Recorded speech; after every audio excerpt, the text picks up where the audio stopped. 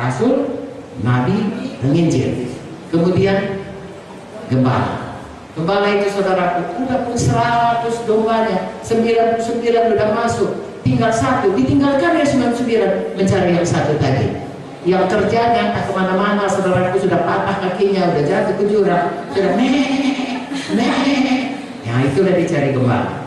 Saudara para gembala, bagaimana keadaan itu? Saudara harus, gembala itu saudaraku harus bisa berbecek-becek, harus bisa kotor, harus bejor, nggak bisa tunggu di gereja, memang enggak. Gembala itu harus kerja keras. Bahkan gembala itu harus rela mengorbankan dirinya, harus rela sakit hati disakiti, harus rela saudaraku kalau dijahat, harus rela. Sudah tahu kalau sudah pun jatuh domba itu, kita bukan dia, inilah hak serahkan hidupmu, enggak, disepaknya lagi kita, saudara. Kita datang orang dia, saudaraku marah pula dia, gigitnya kita. Itu lambang mengasihi. Ya. Gembala harus mengasihi domba-domba. Ada gembala yang baik, ada gembala yang upahan. Jangan pernah jadi gembala upahan.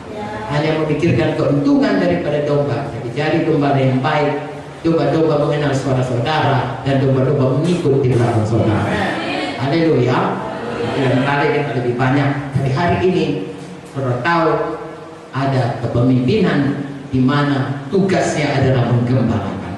Ada mengajar seperti saya ini, panjang lebar, bisa sampai pagi kita bicara. Tapi kalau guru saudaraku, dia pastikan 2 tambah 2 4, 3, enggak, 2 tambah 2 4, sampai dia tahu itu 2 tambah 2 4, baru berhenti dia. Saudara pun kalau berhenti, saudara bilang amin, amin, aku teruskan lagi, ulangi lagi dari mulai. Guru begitu. Mengapa? Karena dia harus memberikan pengajaran, doktrin, ya, dengan sistematis, dengan sangat teratur kepada gereja, sehingga gereja itu bisa bertumbuh seperti kalau dia sekolah naik kelas selalu. Kalau tidak, anak-anak terus nanti. Tapi kalau dia guru di dalam gereja itu mengambil bahagiannya, memberikan pengajaran, maka gereja itu akan bertumbuh dalam kedewasaan rohani. Jadi yang 5 ini, 11 itu bekerja sama. Ya, dalam tugas pemimpinan gereja bekerja sama. Saudara lihat, saudaraku, biasanya jarang 5 itu ada dalam 1 orang. Ya, bisa ada, tetapi kadarnya rasul paling hebat, nabinya sedikit, gurunya lebih banyak, gembalanya kurang, penginjilnya kurang, berbagai-bagai, terserah Tuhan. Tapi kalau gerejanya sudah besar, Tuhan biasanya berikan. Ada yang memang dia penginjil, ada yang dia guru. Itu sebabnya ada departemen pengajaran, ada departemen penginjilan dan lain sebagainya. Haleluya. Tapi bagaimanapun itu, setiap orang yang dipanggil dalam kepemimpinan dilengkapi Tuhan dengan karunia-karunia dari Tuhan. Haleluya. Ayat 12 dikatakan untuk memperlengkapi orang-orang kudus, semua anak Tuhan. Bagi perhatikan saudaraku, pekerjaan pelayanan bagi pembangunan tubuh Kristus. Jadi maksudnya untuk melengkapi kita semua. Ya, kalau dalam dunia sekuler saudaraku, ya pelatihan lah dikatakan untuk bisa ditempatkan dalam posisinya masing-masing, departemennya masing-masing. Ya, apakah dia bagian pemasaran, apakah dia bagian ini, itu dilengkapi dia. Gunanya ada pemimpin-pemimpin dan sidang untuk memulihkan semua mereka, untuk memperlengkapi mereka, ya, untuk pekerjaan pelayanan. Perhatikan perkataan bahasa Inggrisnya, the work of ministry. Ya, work itu pekerjaan. Jadi kalau orang kerja itu ada cirinya. Misalnya kalau kerja saya supir, itu saya kerja saya itu profesi saya itu supir.